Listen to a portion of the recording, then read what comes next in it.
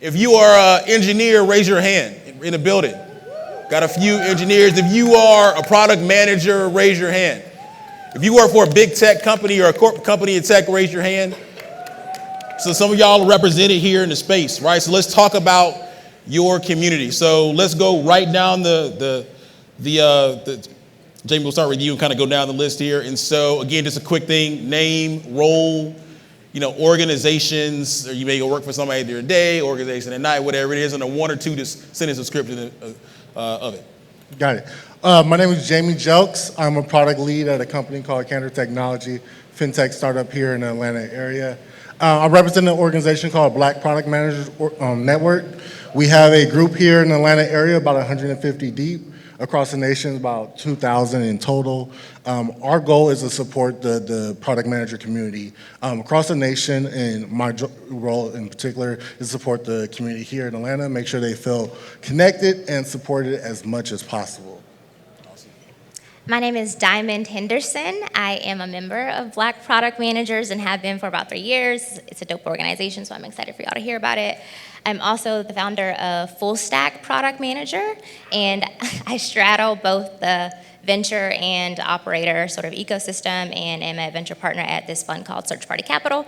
It's an acquisition fund. That's not the topic of today, but if you have questions about what that means, happy to talk about that too. Hello, everyone. I'm Erica Stanley. For my day job, that's a few members of my team. Getting ahead of my intro. So I am the Director of Engineering and Site Lead for Google Play Atlanta during my day job. And during my nights and weekends, I wear several hats. So I started the Atlanta Network of Women Who Code almost 11 years ago. It'll be 11 years this August. And I also started a conference series and community called Refactr Tech. We have an annual conference every year where we showcase and highlight the stories of amazing marginalized folks from marginalized communities that are doing amazing things in tech. This is the answer to those conferences and those rooms where they say that they can't find us, right? You can look in this room and see we're here. And so Refactr Tech is the answer to that. There it is. John? Good evening, everybody. How's everybody doing tonight? Well, my name is John Exume. My day job, I am the lead business analyst for Stryker. They're a medical company. My nights, weekends, every other week, whatever. I'm president and executive director of a nonprofit workforce development group called Technologists of Color.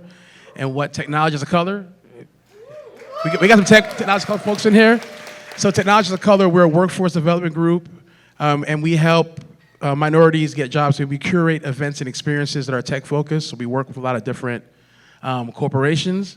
I'm also, and I was threatened a little while ago with someone in the second row that I'm looking at, but I'm also CTO of an amazing social platform for HBCUs, HBCU Made, as well as I'm on the advisory board of Agile and Brunch. It's a lot. It's a lot. So John, let's start with you. So for all the groups that you cover, right? Engineers, and we'll just get engineers, analysts, and the like, from mainly through Technologists of Color. So let's talk about what you're doing. What are you doing this year? What are you excited about? So I'm excited for a lot of things this year. So one of the things, our focus this year is to build the strongest workforce of any city, state in this country. So that's our big focus. And how we're gonna do that is, of course, we gotta upskill the current workforce. We got new technologies coming out. You got AI, you have robotics, you have VR, AR. And we also want to help also bring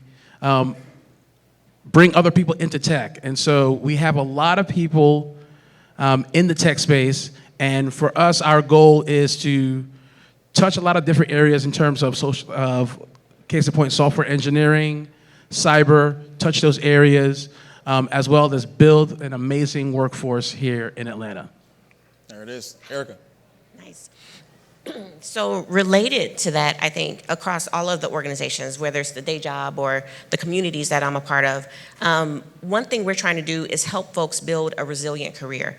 I think that's more important than ever. It's always important. You should always be thinking about the long arc of your career, right? I think we tend to hyper focus on a job, and that is not a career, right? Like, how do you tell the story of your career? And that means that you might have to upskill, right? Like, that means that you have to shift with the trends of the industry. And how do you incorporate that into what you're interested in, what you're passionate about, what you're good at, to really build this arc of your career? So that's something that we're focusing on. We started that focus late last year, continuing that focus through the year, because this is the perfect time. No matter what's happening in the industry, this is the perfect time to invest in you, right? And so helping our members invest in themselves, invest in the community so we can be building that workforce that you're talking about. Awesome. Kick it to the BPM crew. So I'll let Jammie speak for BPM, and then I'll speak for Full Stack. So for Full Stack, we also support with people with building resilient careers. But the way we think about it is that you should be stewarding your team, but you should also be effectively leading yourself in order to do that. So the stack of product management is people, person, and product. And so people is how do you effectively collaborate with your cross-functional partners? How do you manage up? Because managers can be managing or not. And for the person, what does emotional regulation look like in the workplace, especially as product managers? And if you cannot, again, manage yourself, you cannot manage your team. And then product, the core thesis is product is easy.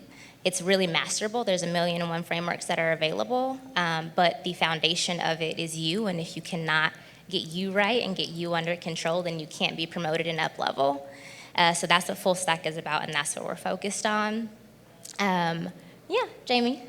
Yeah, for BPM, we have a few goals. The overarching goal is we want the makeup of the product manager population within these tech companies to exceed the makeup of the Black population in the U.S.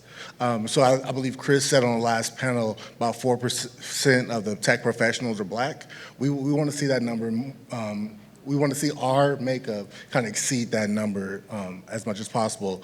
We do have kind of 3 different objectives for this year, and we look at our different segments of product managers that we deal with. So the first segment of product managers we deal with are those aspiring and new folks. So we see a lot of people who want to join the tech community, want to get a tech job. Someone said it's a get-rich-quick type scheme and things like that, and it's really not that. But we do have a number of people who are trying to transition into tech. So our goal is to support that segment of the group as much as possible. And for this year, we want to focus on their knowledge and their skills. So partner with programs like Full Stack to see, hey, how can we help you learn about product, but also build the right skills to get that first role. Then the other segment we want to focus on are those early career and those mid-career folks. We want to get them to start building their leadership skills and their product strategies skills. So if they build those leadership skills, those strategy skills, then they can up-level into those product leadership roles. And then the last part of it is for those product leaders. We want to give them opportunities to coach and mentor some of these other folks so that, one, they're practicing their managerial skills, their mentorship, their coaching skills, but also we're just building a community overall. Everybody's kind of building together, growing together, and all that good stuff. Joy, before we get too far, I really liked the other panel because it talked about, I think Andrea said it, helping students be able to pivot. A data point that's really important and I've thought about a lot is that 23 million people are underemployed in the US. And then also for every 1% increase in skill utilization rate, there's a 20% increase in health outcomes. And so when you think about those two things, there's going to be this sort of constant reinvention and constantly thinking about how do I keep my career in track with who I am as I evolve as a person. And so I think it's important for us to define like what a product manager is, an engineer, and a business analyst, in case there are some people in the audience who are itching to move up to a different role, and they want insight into what that is. So Jammie, I'll let you define it. So for a product, you guys hear me? Yeah, so for a product manager, some people say it's the CEO of the product. I don't follow that philosophy, but I really believe a product manager is a strategist. Someone who can either develop an idea or take someone else's idea and put a framework behind it and make it make sense. Come up with some KPIs, set some goals, and help a team of developers, engineers, QA folks kind of build out a product, test this product, and meet a user's kind of needs. So the goal is to identify a pain point, solve, create a solution for that pain point, get as many users as possible, generate revenue, all that good stuff. I may have missed some stuff, but yeah. You got it, you got it. I just add that I see product as just not as a specific function, but just like a body of skills that are applicable in anything.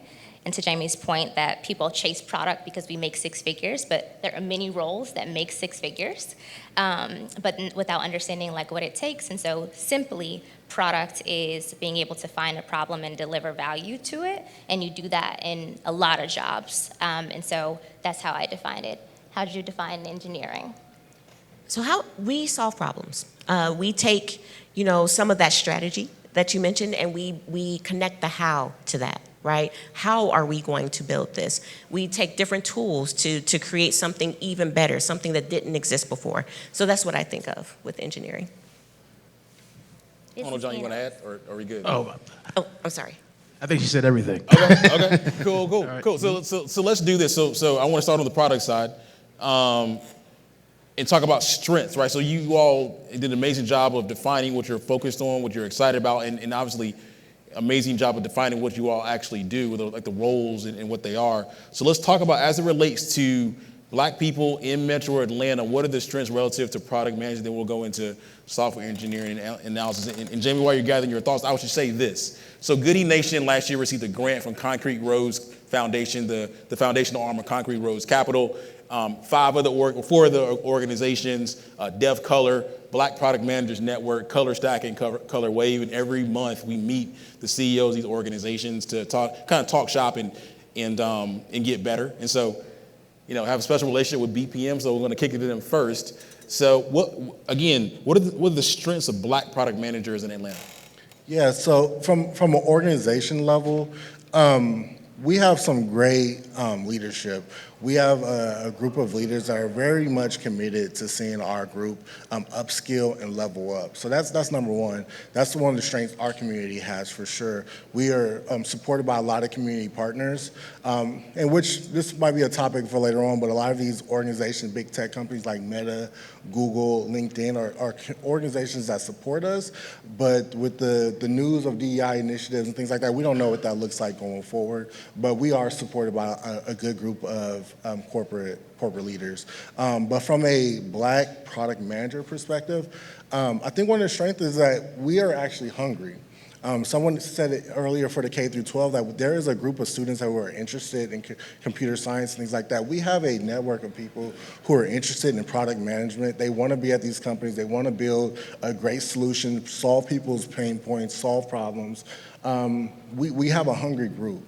And we do have to do a better job of capitalizing on that, but we have a group of people who are skilled, they're experienced, they're knowledgeable, they have everything that we need to solve a lot of these problems that we're facing. Diamond, what's your take on it? Yeah, I think that's perfect. And I think it ties to my point, which is that hunger and curiosity begets high utility for people who actually have an application of the skill set.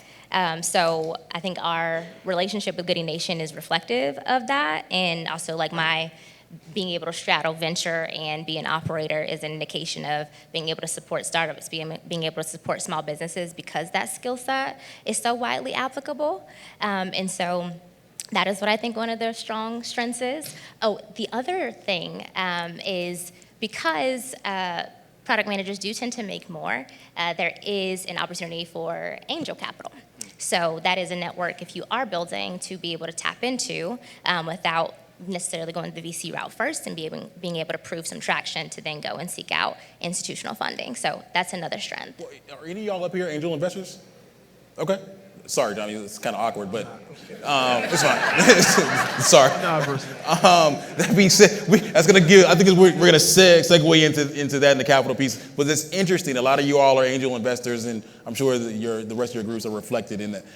Erica, let's start with you. Let's talk about what Black developers, engineers in Atlanta. Like what are the strengths? Yeah, so the first thing I want to comment on the previous 2 points. I love working in this ecosystem. I think Donnie said it earlier, that this is the only city that you can see this, right? And see this kind of tech, see us represented in this kind of tech ecosystem. I haven't seen this anywhere in the country, and I've worked with a lot of different communities.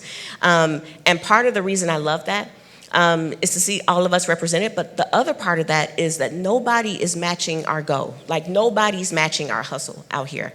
And I love the hunger. I love the creativity. I love the energy of this ecosystem. And so I think that that's a strength for us.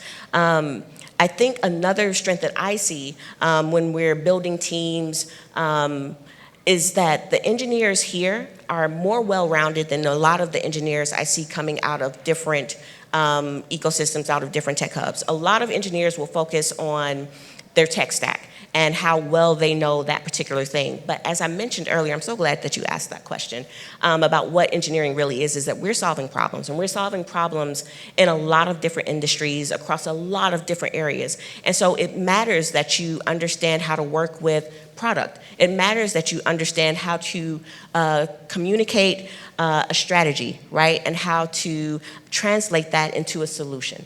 It matters that you can talk to your designers and understand what they mean.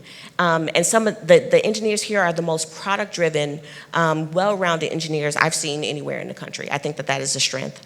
I also think, kind of going back to this room, this is maybe the only city that this room happens, is our strength is our diversity. Our strength is the richness of our diversity. And I see that, throughout Google. I see that, the Google Atlanta office has a completely different vibe and a completely different makeup and composition than any of the other Google offices. And it's because of this foundation that Atlanta lays for us. And so I think that that's a real strength. I also think that our talent pool is a huge strength. We have amazing schools here. From the HBCUs, I'm an HBCU alum, CAU, I don't know if there are any CAU folks here. From Georgia Tech to Georgia State, and the collaboration between those schools, right? Like we have an amazing talent pool. There are a lot of strengths to this ecosystem, and I wanna make sure that we're doing what we can to make the most of them. Piggybacking off what Erica said, in terms of our strengths, definitely, our talent pool, but also every major tech company is represented here in this state, right? And so that's another strength for us. Also, another big strength is we're one of the few places that there are organizations that touch almost every technical field that's there. And I think, and that's one good thing that we have here, one big thing that you don't see in all other places is that you have a ton of different organizations touching a whole bunch of different tech topics. We have a really good, diverse workforce. That was one of the reasons that brought me to Atlanta, because I grew up north. I'm a Jersey kid from Jersey. And so that was one of the big draws of coming to Atlanta is just the diversity, how everyone wants to work together. I know a lot of people say that, New Yorkers and Northerners, we're kind of rough around the edges. But that's one of the beautiful things about Atlanta, about Georgia, definitely. Okay, so John, let's shift the gears and talk about threats, right? Threats to the Black engineering and community here in Atlanta. What are your thoughts? All right, so when it comes to threats, so I did mention just a second ago that we have a lot of different organizations, but also some of the threats and opportunities is that I think in Atlanta we have too many organizations. Like I don't think we have a lot of nonprofits. I don't think we need any more. Like when it comes to nonprofits, we're full. We're full on the nonprofit front, right? Another threat or opportunity also is, of course, AI, right? Artificial intelligence. Even though I'm a big fan of it, there are a lot of things happening in the AI space, which are making companies, get a little bit tighter in terms of hiring. So that's also a threat or opportunity. Also, so Atlanta has a good thing. There's the quantity, we have a lot of engineers, but in some of the conversations that I have with a lot of executives is the quality of engineers that they're looking for, right? So when they come to Atlanta, they're not looking to help you skill up and then give you a job. They're looking to hit the road running and build what they want to build. And so I think for Atlanta, that is an opportunity. And a lot of times when I'm sitting in the rooms with these big corporations and they're building their offices here and they're saying, yeah, there's a lot of talent here, but we're looking for the ones that can hit the ground running because they don't want to invest the money or the funds to help train the staff. And so that's an area of opportunity that we have and threats that we have here in Atlanta. No, nice. Yeah, so I'm going to turn, can y'all hear me? Yeah. Yep. So I'm going to turn that strength that I talked about, one of the strengths that I talked about, our diversity, our richness of our diversity, into the threat, and think through these attacks that we're seeing on DEI, right? And just kind of address it head first. Because I think that DEI, the way that it's talked about, is always going to be talked about as a lagging kind of indicator, right? It's always talked about in terms of numbers, even though I don't know that you measure inclusion and belonging in numbers. And so whenever we have these, either these rises or falls in DEI, you're seeing the evidence of previous year's work or previous year's work against DEI, right? And so you're hearing a lot about the attacks on DEI right now, but I think that they are going to backfire because there have been a lot of gains because of building a more diverse, building a richer tech industry that we've already seen, right? And we're starting to see now. And then once we start to see these attacks on DEI and we start to see behaviors change at different companies, I think you're going to start to see some gaps that will not be filled until we really reckon with how do we build a tech industry that works for everyone, that represents everyone. So I think that is a threat, but I think it's a temporary threat. And I think that we have to stay the course and think through what are the ways that our diversity makes us stronger. And so it's a time for organizations to not back down, right, from this, and not to let the threat be the sole reason that they back away from DEI. So I think that's one thing that we can just kind of address head first. I think the other thing is something that was mentioned in the other panel, in the previous panel, but we were talking about like tech influencers and how they make it seem like it's a really easy job to just get into tech, especially on the engineering side. I can tell you from experience that it's not true. However, I think that there is kind of a gap in like preparedness, interview preparedness specifically. For a lot of those folks that we have been preparing in Women Who Code or in Refactr, we have a lot of folks that are new to tech or changing careers, right? And we need to make sure that the jobs that can give them those first couple of years of experience, that foundation, we need to make sure they're there, right, to help grow them. We need to make sure that they have what they need. So some of the things that we can do, especially with the folks in this room, is mentor, coach, do mock interviews. If you know that there are certain things and certain skills and certain things that your company is looking for in your engineering team, make sure that that is present when you talk to someone from Technologists of Color or Women Who Code or Refactr, so those folks are aware of what people are interviewing for. Another point I'll make here is that especially with the schools, I think that there's more we can be doing in our CS curriculum to prepare folks for CS jobs. There's the literacy that needs to happen, but then there's the gap between literacy and actually performing and producing in those technical jobs. And I think that there's more that we can be doing as an industry to get involved in that. Nice. So let's shift gears to product managers. Diamonde, we'll start with you. What are some of the threats against PMs? I'll say two things. The first would be not recognizing our agency early enough.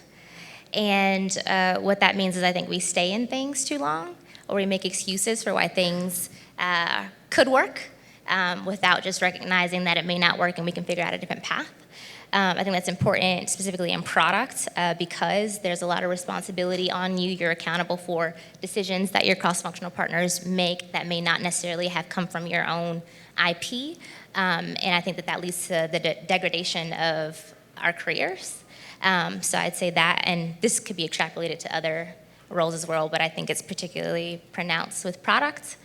The second thing is I think that we, as a people, just humans, don't really focus on how things function within context. And so I think that inhibits our ability to really understand what a thing is. And so therefore we can't operate or be able to leverage the aspects of ourselves that work best in a specific environment to be able to get the outcomes that we want. And so those are the two things that I think are important.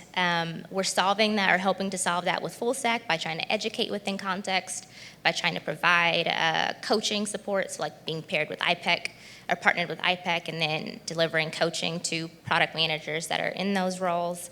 But those are two critical things that are specific to product or that are pertaining to product but are likely pertaining to other roles too as well. Yeah, I see the threats kind of been said. So the DEI attacks are a big threat, but you also mentioned preparedness. And so I know for our product manager group, all of our product managers either want their first PM job, their next PM job, or to get promoted into a product leadership role. But I think a lot of times there's a skills and experience gap that happens, and so they're not always prepared for those roles. So that becomes a threat for the community as well. But I think we've designed our objectives for this year around closing that experience and that skill gap for them as fast as possible. So yeah. Nice. Well, Jammie, let's stay with you in the interest of time. So, going to combine the last two questions. One, how can people support, right? How can people support you? And then also, how can people get in contact with you? Yeah, so you can get in contact with me. I'm on LinkedIn. It's my favorite social media platform. So I'm on social media. But how can you support the PM community? Again, our gaps are, our threats are skills and experience opportunities. So the big thing is certs and boot camps are not going to get us to where we need. They provide a foundational knowledge, but we have to gain experience on top of that. So if you guys have side projects that you're working on, opportunities to build something, create solutions and things like that, we have a community of people who are willing to come in. Some of them will volunteer their time just to build that experience so that they can talk about it in an interview. So sometimes you talked about function and context. PM was the first role I saw that you have to study for 12 weeks to secure your first job. But you learn all this material, you watch all these videos, but you don't know how to function in context. So you guys, we need people to help create opportunities for us to get our feet wet so we can build these skills and get this experience that we can then talk about in an interview and then hit the ground running when we get that role. Love that answer. The questions. Okay, yeah. So you can find us at fullstackproductmanager.com. And if you don't want to go there, you can go to my personal website, diamondehenderson.com, and then go to Full Stack from there. In terms of support, you can leverage the course. So if you have a community that is interested in product management and you need a curriculum, we have one available. It's already curated. We'll be partnering with BPM. I'm super excited about that. The second thing is if you are a coach and you have outcomes, I want to hear from you to be able to ensure that PMs in our network get access to you. We are a funnel. We're not trying to train coaches. We're just trying to get people the support that they need when they need it. And those are the two things. So hit me up. Nice. So you can find me on LinkedIn mostly. I'm just Erica Stanley, I keep it simple. As far as the organizations that I lead, you can find Refactr Tech, that's REFACTR.tech, TECH. You can find all of our events, the videos from our last event, which we held in October at Atlanta Tech Village, will be online shortly. We've already kind of put them on social media. If you want to get involved with Women Who Code, just go to womenwhocode.com/ATL. Things that we're looking for. So we're looking for folks who can mentor, can coach, can help with mock interviews, can help in that preparedness threat that I mentioned earlier. We're also looking for folks who have something to say. The kind of conversations that we're having here, digging more deeply into those conversations, especially the intersection of technology, Black folks and kind of our community, right? Like those are the kinds of conversations that we make space for at Refactr Tech. So if you have something to say, let us know. Again, our event will probably be later this year in the fall, and we'll have a CFP, and we'd love to hear anything that you'd like to say. And in closing, so my LinkedIn is lit. All right, so you can follow me on LinkedIn at Jonathan Exume. Well, it says John Exume there, but it's Jonathan Exume. You'll find me. When it comes to Techs of Color, our website is www.techsofcolor.org. So we have events every single month at the best innovation hub for Black entrepreneurs in the country, Russell Center for Innovation Entrepreneurship. So we haven't posted the event on our website yet, but it's going to be January 31st. So come out to the Russell Center. We feed you, all right? And we're going to have a great time there. What we are asked, so we need volunteers, for our different events. We also, because we do events every single month, if you have aspirations to be a speaker, so for me, one of the things, and I go to a lot of conferences all around the country as well as outside the US, right? I go to different conferences. I don't see a lot of us speaking, right? And so if you have an amazing topic that you've been practicing and you want to test it in front of an audience, come see us, all right? We'll give you that outlet to test it out. So that we also want more corporate partners, right? We also want to be able to. So one of the things that I find when it comes to tech, and Erica can also attest to this, is that giving people real world experience. Boot camps can teach you, how to set up a website, but they don't give you the real world experience that you find at these corporations. So that's one thing that we're working on is recreating those real world experiences so people can go through them and then be better prepared for those interviews and those jobs. Nice. You want to quickly? Really quick, if you guys want to become part of the Black Product Managers Network, it's blackproductmanagers.org is our website. And we have a dope Slack community. Again, 2,000 strong. We have a lot of fun in there. Awesome. Oh, Joey, I did forget one thing. Real quick. We also have a podcast called Get to Know. So you have an interesting story to tell. Hit me up on LinkedIn or come see me later. We would like to interview you and share your story to inspire others in tech. So it's called Get to Know. There it is. We'll give it up for these dope people in tech. We're gonna get a photo on stage right quick. Just y'all get it for a photo. Okay, so again, the pathway is we got those young people. They go to work for large companies, right? The people in these organizations right here represent the biggest and some of the best tech companies in the world. And like Erica alluded to, like Google's campus here in Atlanta is like the AUC, right? So support these folks, join the network, and also what was alluded to, this is a topic for a future date. A lot of the folks there are angel investors or will be angel investors moving forward, which is the perfect transition to this next panel. So give it up to them, y'all, for them.